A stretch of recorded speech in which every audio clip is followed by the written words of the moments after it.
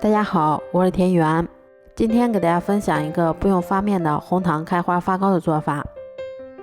首先我们准备50克的红糖，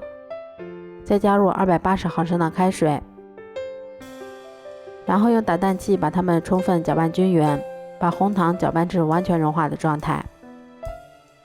接着我们在大碗中准备300克的低筋面粉，先加入2克小苏打，让发糕更加的蓬松。再加入3克无铝泡打粉，加快酵母的发酵速度，然后用筷子把它们充分搅拌均匀后放一旁备用。红糖水晾至温热不烫手的时候，我们再加入3克酵母粉，然后用打蛋器把它们充分搅拌均匀，一直搅拌至酵母粉完全融化的状态。接着我们把红糖水倒入调好的面粉里面，然后用筷子把它们一直搅拌成像这种稍微有些粘稠的面糊就可以啦。面糊调好后，我们在小碗的表面先给它刷上一层食用油，这样成品更容易脱模。接着我们再把调好的面糊舀入小碗里面，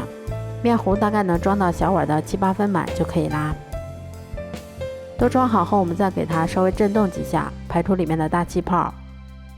都做好后，再把它们依次放到蒸屉里面，然后冷水上锅，用大火烧开后再继续蒸25分钟就可以啦。这样做出的红糖开花发糕吃起来非常的松软香甜，而且做法也非常的简单快速，全程手不用沾面，不用发面，也不用醒面，一样能够做出松软香甜的红糖发糕。如果喜欢的话就试试吧，喜欢我的视频就关注我吧，谢谢您的支持。